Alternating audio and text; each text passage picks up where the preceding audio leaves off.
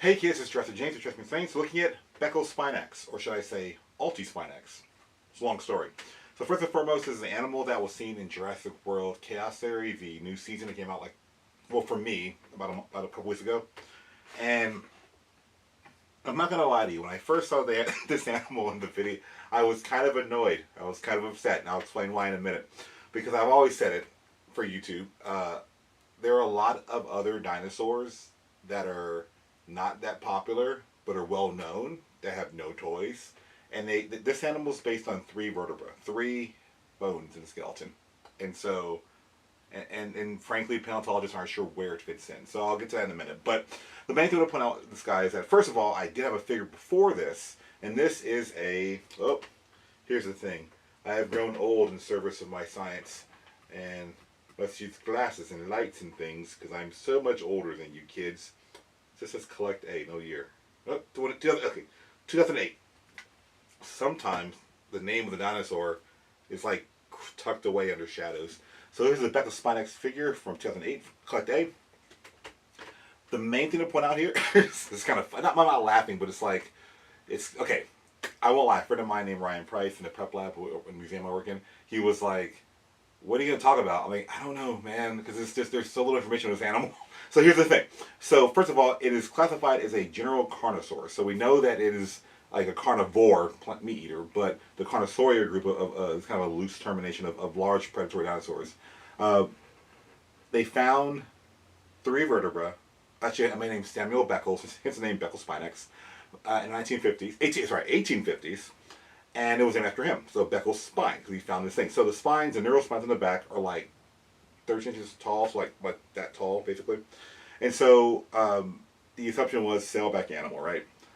So again, this guy hit me. We only have those three vertebra. So looking at this guy, I can be like, yeah, it's correct. I don't know.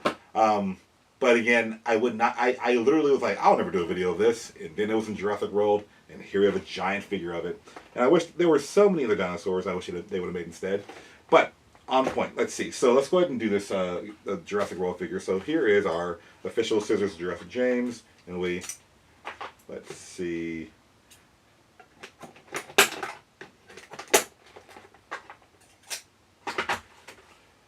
That, and then the feet are attached. The feet are attached. Let's see. What I didn't. It should be here. Nope. Not there. Not there. Not there. Huh. Well, probably correct, but what I do, I lift it like this, turn the little thing, turn it apart. Luckily for me, this is not my Transformers video series, so I do not keep the boxes. Let's just go ahead and get this out of the foot and put that over here and free the beast. Now, spoilers, Jurassic Camp Cretaceous, whatever. So you pull this out, get your DNA code, you turn the little lever forward, it snaps, turn it backwards, these spikes come. Okay, these spikes come out. The Allosaurus does the same thing too. This is like the newest gimmick for these figures. Know that there's no fossil record evidence of any kind of neural spine or things projecting and extending like that. Could have been other animals. We have no idea. So, just to be given when and where it lived, it was discovered in England, early Cretaceous, so somewhere between 140 to 133 million years ago, somewhere in that range, this animal's living. And so given the time it lived, we can pretty much, it's not, I don't want to say assume, but we pretty much know that the animal most likely had three fingered hands that are palm to palm. Even though it's all made up, I love these hands. They're like these three claws like this, what I'm always complaining about constantly. The feet have the three main toes here, and then a little dew claw on the inside. I like that a lot too. And overall, it's a pretty nice size figure, which is even more upsetting because it's, sorry, it's even more upsetting because you would want. Okay, the point is, I'm getting to it. You have to get to the point. You have the list of things to do, James. Come on, focus. So in general, it's a pretty cool model. When I look at this body, I first think Carcharodontosaur, and so I'm just gonna go ahead and skip ahead. Real quick. So the idea here is very simple. I'm going to talk about look where it lived and who it ate. But more importantly, I want to point out its taxonomy nightmare. Where does it fit in the family tree of animals? Now, I know many of you, like, I didn't come to this channel to hear about the family tree of these animals. Really? At this point? The point is, so let's give you an analogy. So when you say the word bear, you, assuming you're a human and assuming you speak English in this situation, you have many, there's about 4 things or 5 things most people think of. There are other kinds of bears. Up there on the shelf of mammals, I have some speckled bears, stuff like that, some sloth bears. We're looking at the basics here. Basics from some American perspective. We have here the black bear, look at that, and a grizzly bear, and a polar bear. That's what you really think of, usually think of bear in the West. Of course, then we have those pandas from China, and a cave bear from Ice Age Europe. If you're wondering where this cave bear came from, it is a 2002 Schleit. So, I think these are all Schleit, actually. They make a lot of modern animals, too. And so, when you say the word bear, this is what you're looking at. Now, in this sense, I would suggest that the polar bear is strictly carnivorous. The panda bear is, I mean, all bears are theoretically omnivorous, but the main thing is pandas mainly eat plants, polar bears mainly eat meat, and these guys eat everything in between, pretty much. This guy falls. Sorry, it's just sorry. That was not intended to be a joke or not. I don't know. You're probably not laughing anyway. So the idea here is that this is what bears are for most people, right? And some of the bears live in different parts of the world. Some of them live at different times. So these guys, if there were a time scale, here's the Ice Age. They're living in today. Some of them may have extended from the Ice Age, but that's what bears are, right?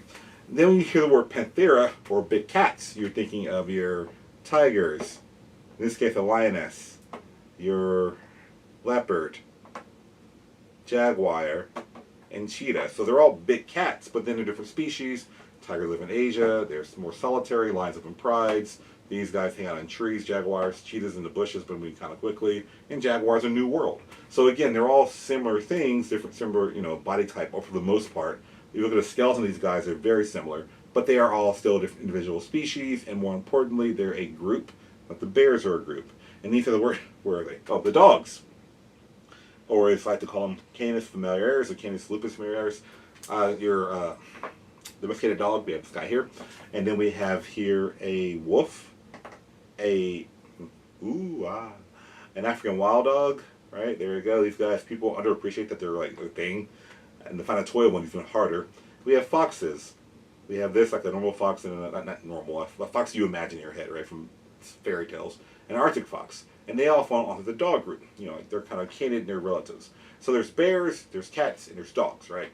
And so in general, when I talk about the Spinosaurus family, or the Carcharodontosaur family, or the Tyrannosaur family, there are a lot of animals that look very similar, and they are different species either by time and location. And so that's a great question on my talk. Someone said, what's the difference between Tyrannosaurus and Tyrannosaurid? If it ends in R-U-S, Rus, that is the, as in Saurus, that is the individual genus. So, Tyrannosaurus. Tyrannosaurid is the family group. And so there are bears as a group, but they're specifically species of bears, right? That's kind of what I want you to wrap your mind around here first, okay? So moving our cats, our bears, dogs, and bears. I'm going to focus mainly on, because when I look at this guy here, the first thing I think of is Carcharodontosaur. And you're saying, Jurassic James, what is that? I've been over before, but like, what is that? So let's see, focus 1912. The group is Ernst Stromer, German paleontologist, goes to North Africa and he finds, well, people have been finding for a while, but he finds and scientifically describes Carcharodontosaurus, which I did a video on this guy a millennia ago. Here's the Jurassic World. I mean, I wish that this guy was like this. The point is, here is a Jurassic World one. Here is a, what company? Collect A. Out of the park again. It's funny. I remember the name of the figure, but not the name of the company, because that's not, science. So the idea is that he finds this animal, a Carcharodontosaurus, the same genus as Megalodon, Carcharodont. So it means like shark tooth, flesh-eating, saurus, lizard. North Africa living with Spinosaurus. So this guy is a namesake of the group. A more familiar relative is, and this one is the, where's the name? Oh, it's not. It's on the chest, really. Still, this is on the Safari 2017. I know it's pronounced, people say Giganotosaurus because of Jurassic World, but Rodolfo Correa, who's one of the namers of the animal, refers to it as Giganotosaurus. Now, granted, it's a language, Spanish translation, but the thing is, he said Giganotosaurus. I saw him on a documentary when I was a kid saying Giganotosaurus, so my brain was like, that's the name. And I was saying Giganotosaurus, and I hate it.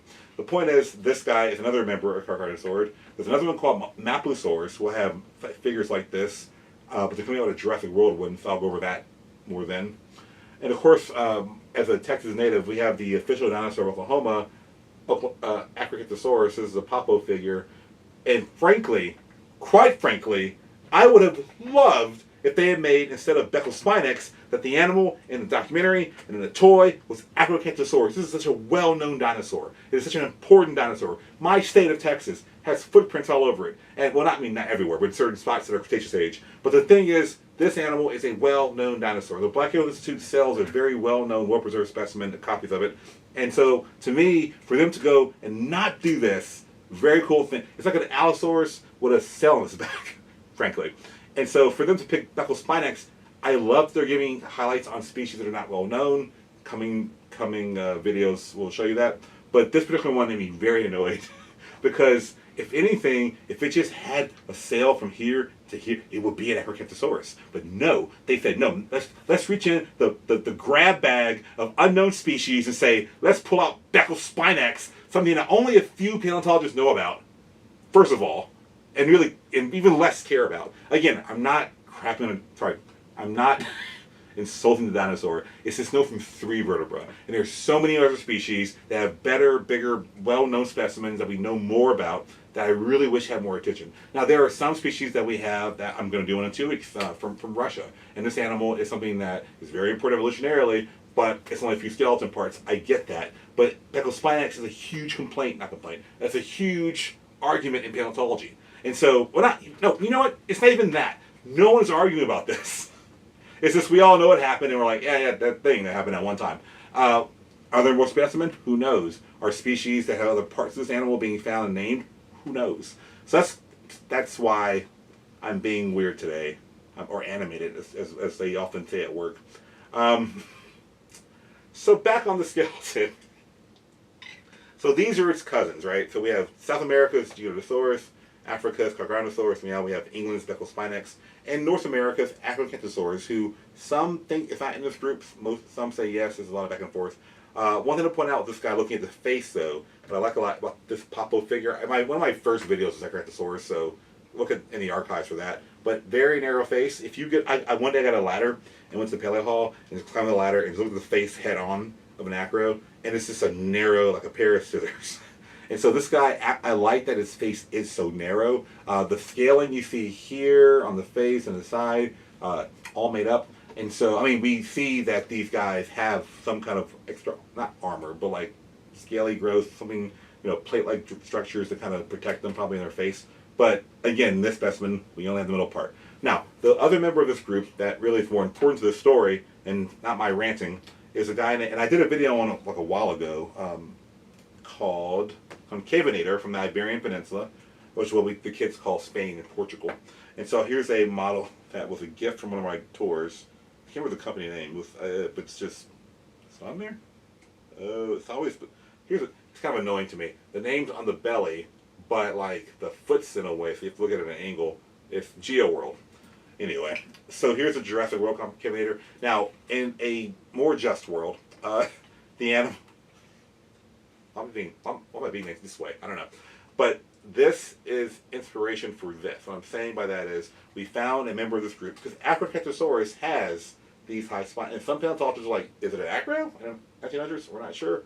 But Concavenator was found, and basically it was doing dinosaur death pose. So you see a dinosaur with its head going back and its tail going up, that is dinosaur death pose. So the muscles in the neck and tail contract on the top of their neck and tail, pulling their head back and their tail up, right? And so the Concavenator was found, and it had neural spines that got really tall right here, and like nowhere really else. It's a really, really well-preserved specimen. I encourage you to images, Google image Concavenator skeleton, because it's a beautiful specimen. We're not guessing on certain parts, we see it right there. And so the idea of having neural spines kind of just go up and then down, like they're normal size, for normal with more regular for theropods, and often they're big and then they're not. That's something that we didn't expect in paleontology. And so newer pictures of Becklespinax or in 1923 it was renamed, or there was one called Altispinax. They found it, and they're maybe combined, same genus, who knows, it's being debated right now. But the idea of having just a few spines here versus the entire length like this is being brought to attention. So I have seen pictures of this guy with like this structure, and there is some paleontologists who think that maybe it is a variation species or a different or actual Concavenator itself in England. And so that's a big debate right now, actually. But what like I said, I will say this last opinionated post before I wrap this up. What makes me annoyed is that this is as far as Jurassic World-fied, toys that aren't entirely accurate, this is a beautiful figure. This dinosaur has a lot of what most toy dinosaurs lack. It has the large three-fingered hands that are palm to palm. It has this narrow skull. It has the way it's like the trunk is kind of lifts off the ground. The tail's pretty, it could be longer. But overall, it has like a lot of cool stuff. And it's like, but why him? I promise you next week I'll have more scientifically focused talks. The species I have set up coming up next are have a lot of research on them too. But in the meantime, I like the way this looks. So as a toy, I love it. But as a species represented in a collection, it's like, really him? Why him? Jurassic World better make an Carcharodontosaurus at some point. And it better be good. Don't make it a small one or like a really weird with spikes shooting out of his bottom or whatever. Anyway, so the other thing I want to mention before I wrap this up, this is a weird video, sorry. You deserve better subscribers. Is that there are some, but not many, who say it's from England, it has large spines, Spinosaurus. So the Spinosaurus family is its own thing. I've done many videos on these guys, so just to give you perspective on this, I've pulled a few from the shelves. We have, of course, the now considered incorrect Jurassic World Spinosaurus with those long, luscious legs versus the Papo figure, who's like what Dr. Ibram Nasser's research is showing. Paul Sereno came to our museum, did a lecture about a month ago, and he was talking about how Spinosaurus cannot swim as much as we think he could. So I might do a Spinosaurus Part 2 video at some point. But, not right now, because Spinosaurus has a lot of limelight. We're looking at Becklespinax today. Another example of this from Laos is, so you collect a Ethiovenator. And so Ethiovenator is cool because it has, like, the neural spines going up, and there's just not some in the middle, and they found that part of the animal, so it's, like, just not there. And so the Jurassic World figure, who I did a video on already, I think I did, should have, has that same gap in the tail. The tail's more questionable. The more well-known, another well-known member of this group is Irritator, which I think I've done 2 videos on, if not one alone. That this guy's from Brazil, and so it's another Spinosaurid type. Like you were seeing tall neural spines. Not all Spinosaurids had tall neural spines. I didn't get Suchomimus. Who cares? The last one is Baryonyx, who would have most likely. Here's a Jurassic World one, and here's a Mojo figure from, I think, Hobby Lobby. And so these guys, depending on it's from depending on where it's the age of the fossil, these two may have been around the same time, or who knows, the same species. No, I'm kidding. There's no tall neural spines in Baryonyx that I'm aware of, and so that's one alternative theory you might see when you're searching around on this animal. But in general, Becklespinax or Altispinax is an animal that we know exists. The bones. Side note, when it was described mainly by Richard Owen. Now, last thing. So, here's the thing. So, it's discovered, we think in the late 1840s, early 50s, and it's shown to Richard Owen. Remember, Richard Owen's the dude who named the word, who coined the term dinosaur. Dinos, meaning terrible, saurus, lizard, together, dinosaur, right? 1842. So, a lot of people, and I get why, but a lot of paleontologists now will look at the old paleontologists and go, oh, they made mistakes, they didn't, But I want you to remember that they are discovering a whole new clade of animals. Like, imagine a world where you didn't know there were dinosaurs. A sad world. and you're finding giant bones, and you're trying to this level of discovery. It's kind of my only analogy is, today we know like the whole we go around the whole we have GPS, but there's a time where you are going out and finding new lands. You're not just following trails you heard of or knew about. You're finding new lands. You're finding the age of discovery, right? For at least for Europe. And so for them, it was like that for paleontology. They were finding these new bones and these new creatures, partial skeletons, and trying to figure out what went where.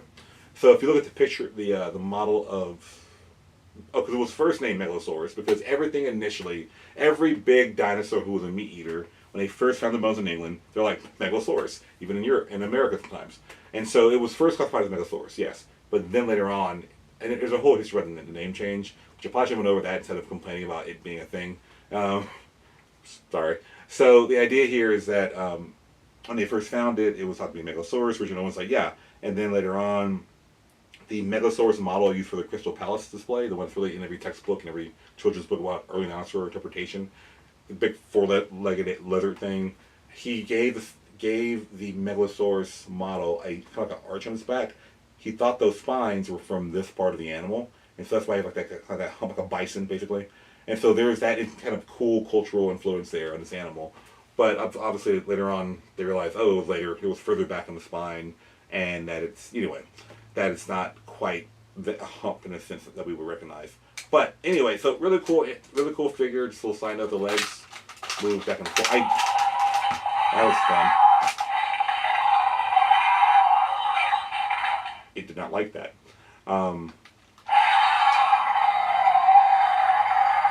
Very, very screamy figure. Anyway, that is Becklespinax in a nutshell. And it's like I said, it's where it fits with every tree. So again, I use a bear, dog, and cat analogy because imagine the Spinosaurus are like the cats, and the Carcharodontosaurs are like the dogs, and the Tyrannosaurus are the bears. There's different branches of these things. And like I said, if you want to know more, I'm going to put a link in the description of my Theropod website page, where you'll have different groups broken down and kind of and examples of those groups and some of their data, right? That being said, thank you. I'll see you next week. We're doing Guanlong. Spoiler alert, or not, or tease, one of the two. Bye.